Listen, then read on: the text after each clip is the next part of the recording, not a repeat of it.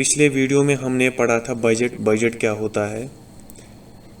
तो मैं थोड़ा सा रिवाइंड करूं। बजट होता है detailed estimates of receipts and expenditure for the budget year, यानी गवर्नमेंट के पास आने वाले साल में कितना पैसा आएगा और कितना खर्च होगा फॉर द बजट ईयर, या हम इसको फिस्कल ईयर भी बोल सकते हैं। फिस्कल ईयर होता है जो 1 अप्रैल से स्टार्ट होके 31 मार्च तक होता है। तो आज हम इसके कंपोनेंट्स पढ़ेंगे।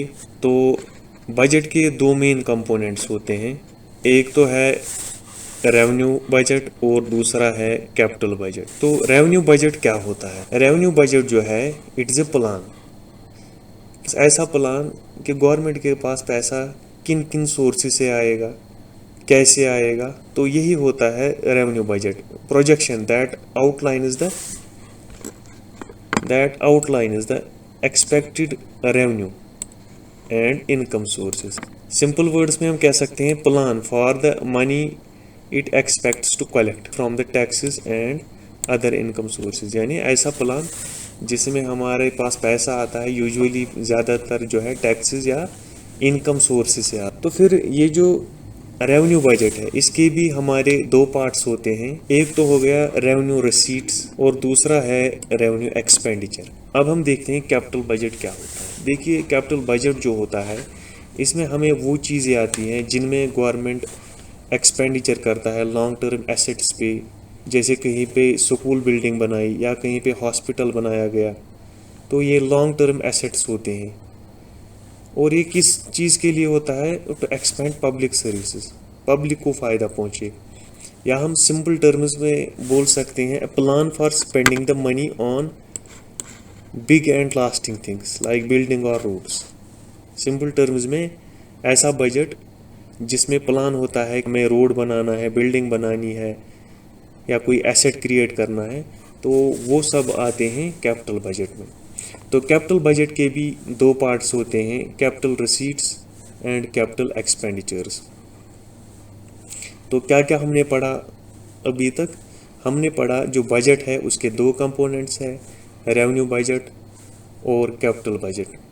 तो रेवेन्यू बजट जो है उसके दो पार्ट्स होते हैं फर्दर, रेवेन्यू रिसीट्स और रेवेन्यू एक्सपेंडिचर्स। इसी तरह कैपिटल बजट जो है, कैपिटल बजट की भी दो पार्ट्स होते हैं, कैपिटल रिसीट्स और कैपिटल एक्सपेंडिचर। तो अब जो है हम इन कंपोनेंट्स के पार्ट्स पढ़ेंगे। इन कंपोनेंट्स के पार्ट्स में हम जब एग्जांपल्स पढ़ेंगे तो आपको ये सारा कुछ क्लियर हो जाएगा। अब हम रिसीट्स पढ़ेंगे। देखिए रिसीट्स में हमने अभी देखा रेवेन्यू बजट जो कंपोनेंट है उसमें हमें रेवेन्यू रिसीट्स आते हैं, और इसी तरह जो कैपिटल बजट जो कंपोनेंट है उसमें हमें कैपिटल रिसीट्स आते हैं। तो अब हम इकट्ठे ये दो दो कंपोनेंट्स पढ़ेंगे और आपको क्लियर हो जाएगा ये कंपोनेंट्स। देखिए रिसीट्स जो होते हैं ये by nature they either decrease asset और इंक्रीज लायबिलिटी। जो रिसीट्स होते हैं या तो हमारे ये एसेट्स को कम करता है या हमारी लायबिलिटी को इंक्रीज करते हैं। वो क्या होता है? मान लीजिए गवर्नमेंट के पास कोई एसेट है, कोई प्रॉपर्टी है, तो इसने वो प्रॉपर्टी बेच दी, तो वहाँ से पैसा भी आएगा, यानी हमारे पास रिसीट हो गया, लेकिन यहाँ से एसेट भी हमें डिक्रीज हो गया।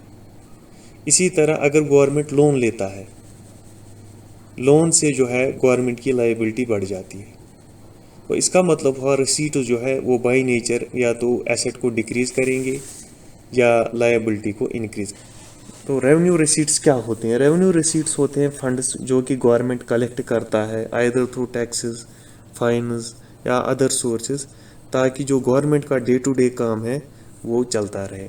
इसी तरह होता है कैपिटल रिसीट्स। कैपिटल रिसीट्स क्या होता है? Funds obtained through sources like sale of asset, जैसे गवर्नमेंट ने कोई एसेट सेल किया या बोरोइंग की, लोन लिया, और फिर इसका इस्तेमाल होता है किन चीज़ों में? Long term investments, infrastructure development या capital projects rather than the daily operations. यानी कैपिटल रिसीट्स जो है वो ज़्यादातर यूज़ होते हैं किन चीज़ों पे? लॉन्ग टर्म ऑपरेशंस पे। इसी तरह जो रेवेन्यू रिसीट्स होते हैं ये ना तो लायबिलिटी को क्रिएट करते हैं ना ही ये रिड्यूस एसेट को करते हैं, लेकिन ये जो कैपिटल रिसीट्स होते हैं दे आइदर क्रिएट लायबिलिटी और रिड्यूस एसेट। जैसे अभी हमने पढ़ा कि गवर्नमेंट ने लोन लिया तो उससे क्या होगा, उसे लायबिलिटी बढ़ जाती। इसी तरह गवर्नमेंट ने कोई प्रॉपर्टी बेच दी तो एसेट जो है वो कम हो गया। ये रैकरिंग होते हैं, यानी ये जो रेवेन्यू रिसीट्स होते हैं these are recurring in nature. जैसे आप टैक्स लीजिए, हर साल कटता है टैक्स, या फाइन जो है, इसी तरह फीस जो है, अगर आपको अभी फॉर्म भरना है कोई तो आपको फ़ी देना पड़ेगा, तो दीज आर रैकरिंग। और ये जो कैपिटल रिसीट्स हैं ये नॉन रैकरिंग होते हैं। नो फ्यूचर ऑब्लिगेशंस, ये जो रेवेन्यू रिसीट्स होते हैं इनकी फ्यूचर ऑब्लिगेशन नहीं हो। जैसे गवर्नमेंट के पास अभी पैसा आ गया फ्रॉम टैक्स, गवर्नमेंट को ये वापस नहीं करना है। फाइन आ गया तो गवर्नमेंट को ये वापस नहीं करना है। लेकिन ये जो कैपिटल रिसीट्स होते हैं इनकी फ्यूचर ऑब्लिगेशन होती है। जैसे अभी गवर्नमेंट ने लोन लिया, अगले साल या 2-3 सालों में ये तो वापस करना पड़ेगा loan, they have future obligations.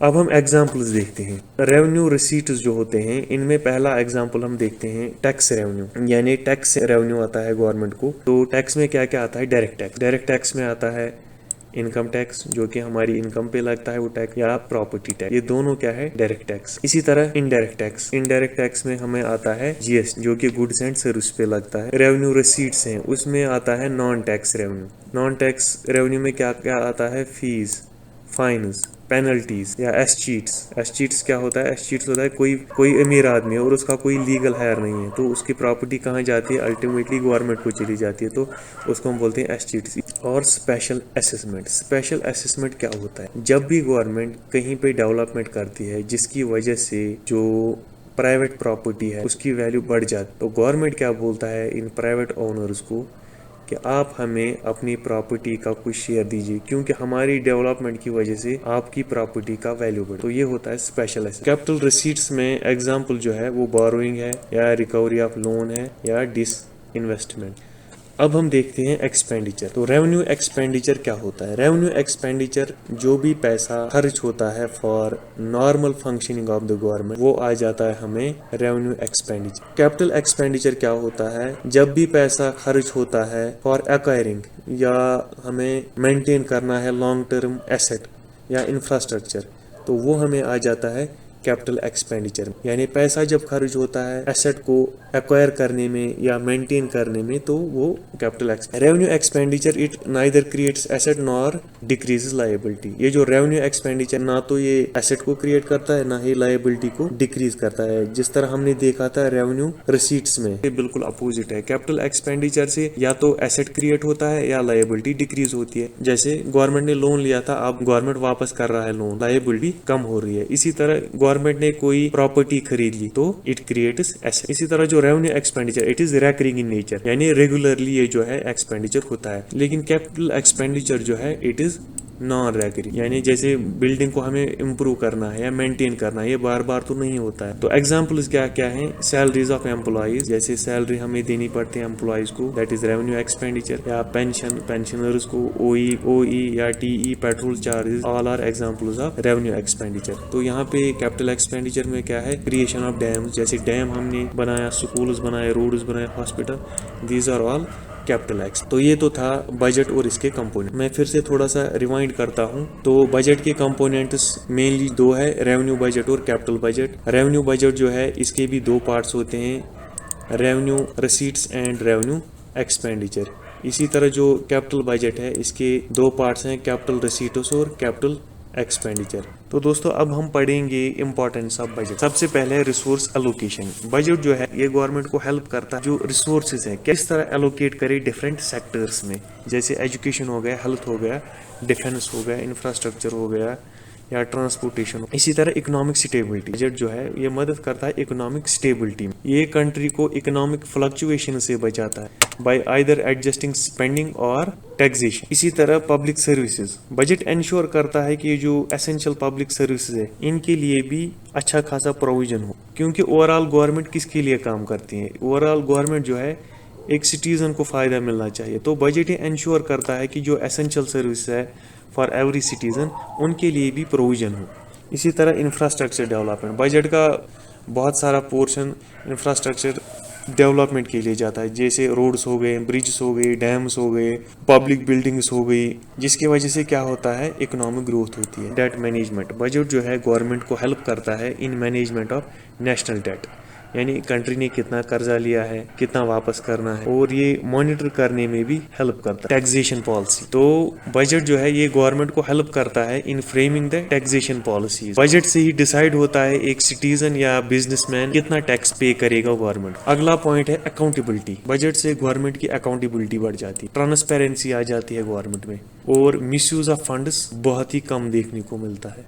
8वां point है social welfare. It support social welfare program. Budget जो है सोशल वेलफेयर प्रोग्राम उसको सपोर्ट करता है, इंक्लूडिंग अनएम्प्लॉयमेंट बेनिफिट्स, यानी अनएम्प्लॉयमेंट यूथ को बेनिफिट्स देता है, या फूड असिस्टेंस, या आप है सब्सिडीज हमें मिलती। फिर है defence and security. Budget allocates resources for security. बहुत सारा पोर्शन नेशनल डिफेंस और सिक्योरिटी को जाता है, जिससे क्या इंश्योर होता है, प्रोटेक्शन ऑफ सिटी। इसी तरह लॉन्ग टर्म प्लानिंग, बजट में लॉन्ग टर्म प्लानिंग भी होती है, जैसे फ्यूचर स्ट्रेटजीज क्या होंगी कंट्री की, किन किन चीज़ों में इन्वेस्ट करना चाहिए कंट्रीज को, या लॉन्ग टर्म चैलेंजेस जो है वो किस तरह कम होंगी, जैसे क्लाइमेट चेंज। तो ये सब चीज़ें होती है बजट। तो ओवरऑल बजट जो है ये एक एसेंशियल टूल होता है गवर्नमेंट के पास, जिसकी वजह से गवर्नमेंट पब्लिक फाइनेंस को मैनेज करती है, इकोनॉमिक ग्रोथ को प्रमोट करती है, और किस तरह जो है ये एड्रेस करती है needs and priorities of nation citizen. तो आज के लेक्चर में बस इतना ही। इंशाल्लाह हम अगले लेक्चर में मिलेंगे, तब तक के लिए अल्लाह हाफिज।